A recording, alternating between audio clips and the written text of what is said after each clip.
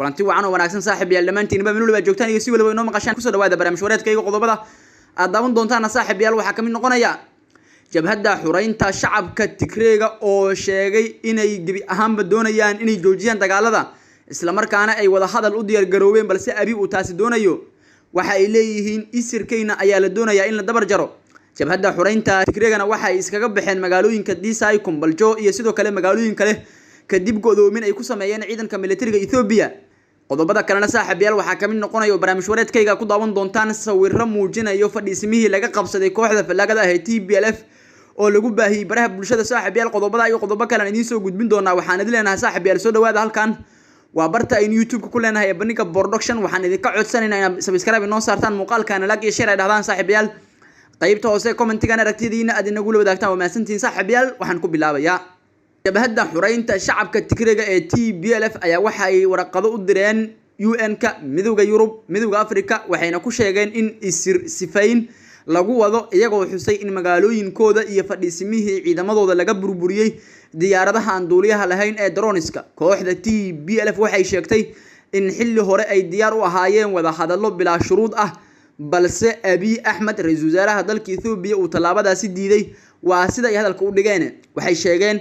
in ra'iisul wasaaraha dalka Ethiopia Master Abiy Ahmed uu ugu baaqay madaxda iyo ciidamada taabacsan kooxda TPLF inay isa soo dhiibaan wararkaasina waxa qortay wakaalada wararka ee Reuters afayeenka kooxda TPLF ayaana sheegay inay doonayaan wada hadal ay la galaan ra'iisul wasaaraha dalka Ethiopia Master Abiy Ahmed inkastoo ay xusid mudan tahay in TPLF ay horay wada hadallo loola galay iyo sidoo kale xabad joojina lagu dhawaaqay dhinaceeda ay ka suuragali waayeen waxay u muuqataa arintani ama tani ay ka dhigan tahay in ay tahay guuldaradii ugu xooganayd abid ee soo wajahdo xoogaga TPLF oo sidoo kale sheegay inay yihiin koox doonaysa inay gabi ahaanba meesha ka saaraan ra'iisul wasaaraha dalka Ethiopia Master Abiy Ahmed toddobaadadii ugu dambeeyay awoodda ay leeyihiin Abiy Ahmed marka taliska ka soo horjeedo ee marka Tigreega ayaa cirka isku sii shareereysay magaalooyin dhowr ah ay la wareegeen Abiy Ahmed ay xaaladii ugu cakirneed geliyeen waxa ay ka gaartay heer ilaa uu Abiy Ahmed gaaro furimaha hore ee dagaalada balse haatan jabhadda xureynta shacabka ee Tigreega waxa ay iskaga baxeen magaalooyinka ay la wareegeen magaalooyinkaasi oo ahaa kuwa istiraatiijig ah waxaana kamid ah magaalooyinka Disay Kumbaljo iyo sidoo kale Lalibela magaalooyinkaasi oo ay godoomin ku sameeyeen ciidamada militariga ah ee Ethiopia ayaa sababay in jabhadda xureynta shacabka Tigreega ay iskaga baxaan magaalooyinkaasi diblomaasiyiin ka tirsan dawladda Ethiopia ayaana waxa ay xaqiijiyeen xogta sheegaysa in magaalooyinka Disay Kumbaljo iyo sidoo kale magaalooyin kale oo ay horay u qabsadeen TPLF ay gabi ahaanba iskaga xaqiijiyeen waa markaa iskaga huleeleen magaalooyinkaasi ciidamada militariga Ethiopia ayaa godoomin ballaaran ku sameeyay xoogaga taabacsan kooxda TPLF ee ku sugan deegaanada ismaamulka Amxaarada arintaasina waxa ay sameysay ama ka dhashay in magaalooyinkaas ay faaruujiyaan xoogaga TPLF oo horay u sheegi jiray inay ku wajahan magaalada caasimadda u ah Ethiopia ee Addis Ababa dhinaca kalena saaxiib yaal waxa la soo baahiyay sawirro muujinayo fadhiisimihii laga qabsaday kooxda falaagada ah ee TPLF fadhiisimahaasi oo dhaca halka loo yaqaan Arbit iyo sidoo kale Gashana wixii saaxiib yaal wararkaasi ku soo kordha iyo muuqaalada ka daba yimaadaba dib ayaan saaxiib yaal idinka la soo socodsiin doonaa ciidamada militariga dawladda Ethiopia ayaana waxay sheegeen inay qabsadeen burta leerada Gashana taas oo ka dhigan in la godoomiyo ብሎ በበረሃ ኖሯል ጥቅምት 24 2013 የሀገር መከላከያ ሰራዊት መጠቃቱን ሲሰማ ግን የሀገር ባለውለታ የሀገር ዘብ እንድትጠቃ በሚል ከመከላከያ ሰራዊትና ከአማራ ልዩ ኃይል እንዲሁም ሚሊሻ ጎን በመሰለፍ አሸባሪውን ህወሓት ቡድን በአርበኝነት ጠራርጎ አባረዋል እኛ ከዋሻ ነው የምንኖረው ወደ 97 አንስቶ 24 ተፈጽሞ በ27 ነው 136 ሰው ይዤ ወደዚህ ያመራሁት ከዛም ጀምሮ ያው እኛ የሰራነው ምንድነው ብዙ ስራ ሰርተናል ብዙ ምሽጎች ሰብረናል የኛ ትትናና ሩንታ ብዙን ማለቱ ይቅርና እኛ የሰራናቸውና አሁን ጁንታው እየሰራው ያለው የሰማይና የምድር ያህል ርቀት እኛ በተከዜ ዙሪያ ማይጠብሬ ስናስመልስ በማህበረሰቡ ላይ የነበረን አደረጃጀትና የነበረትና እንደዛ አይደለም። አሁን ደግሞ ጁንታው እየፈጠረ የመጣው ችግር እናቶችን በማሰቀቅ ህፃናቶችን በማሰቀቅ ብዙ ማህበረሰብ እየገደለ የህዋትን ሀገራት ፊተልኮ ቀድሞ እንደተረዳ የሚገልጸው ገበየው እስካፍንጫው ታጥቆ በነበረበት ወቅት አጭር ጊዜ ተንኮታኮተ የህዋት ቡድን መልሶ ለማገገም የሚጨረጨረው ሂደት የማስመሰል እንጂ በሙሉ አቅም አለመሆኑን ተረድተነዋል ይላል። ሰሞኑን አየሯን ተጠቅሞ ውሃዋን ተጠቅሞ ጉሟን ተጠቅሞ ወዲህ የሽፍታ አሯሯጥ ይሮጣል። ጁንታ አቅም ጁንታ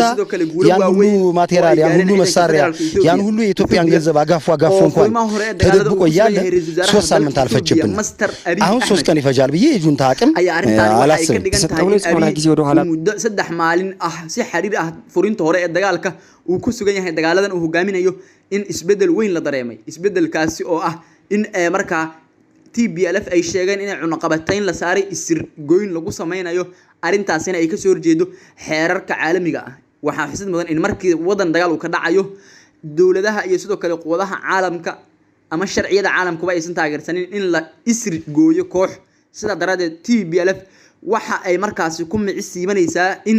marka isir gooyn lagu sameeynayo sida daradeed inay u baahan yihiin taageero iyo in la soo dhaxgalo ayaga iyo waa marka Ethiopia uu hogaaminayo ra'iisul wasaaraha dalka Ethiopia Master Abiy Ahmed ayadoo ay ka sii darayso xaaladda magaalada Boosaaso ayaa madaxweynaha dowlad goboleedka Puntland Siciid Cabdilaahi Dani waxa uu shaaciyay inuu go'aan ka gaarayo waxa uu ugu yeeray ciidanka gadooday ee markaasi dowlad goboleedka Puntland si gaar ah ciidanka BSF-ta madaxweynaha Puntland Siciid Dani oo mar kale ka hadlay xiisadda ka taagan magaalada Boosaaso ee gobolka Bari ayaa sheegay in maamulkiisu uu go'aan ka gaaray in la ciribtiro ciidamada iyo hay'adaha sida gaarka ah u hoostaga shakhsiyaad gaar ah Dani wuxuu tilmaamay in dhibaato weyn ay ka dhalanayso marka ciidamada iyo hay'adaha ay maamulayaan qoys ama shakhsiyaad gaar ah wuxuuna sheegay in dhibaatooyinkaasi ay kamid tahay in danaha dadkan ay ka hormariyaan tan guud sida uu hadalka u dhigay dalkan hal dawladood ayuu yeelanayaa hal ciidan ayuu yeelanayaa oo ma aqbali karno ciidamo rag leeyihiin markii aan imaanay waxa aan maqalnay nin waliba 200kiiba ayuu dakhliga ku leeyahay maalintii ugu horeysay ayaan ka taqalusay ciidamo hebel leeyihiin dabayaaqadooda ayaa socdo ayuu yiri Dani Siciid Dani ayaa ku faanay in maamulkiisu wax badan ka qabtay dhibaato uu sheegay inay ka taagneed waqooyiga Gaalkacyo taasoo uu ku sheegay inay wax ka qaban waayeen maamuladii asaga ka horeeyay waxa aan Gaalkacyo tagnay iyada oo 30 wiil magaaladii oo dhan ciroole iyo caamo ay baryayaan waxa aan wax ku qabsan karnaa waa sharci oo hadii la waayo ay dhumayso awoodda dawladda dadka maamulka gacanta ku hayo waxa aan ku wargelinaynaa inaysan dalka waa dadka ku takrifalin ayuu yiri Siciid Dani hadalka madaxweynaha Puntland Siciid Dani ayaa ku soo beegmaya xilli uu khilaaf weyn kala dhaxeeyo hoggaanka sare ee ciidamada BSF-ta ee uu xilka ka qaaday kaas oo ka dhashay xilka qaadis uu ku sameeyay taliyaha ciidamada Siciid Dani wararku waxay sheegayaan naga soo gaarayo caawa gobolka Bari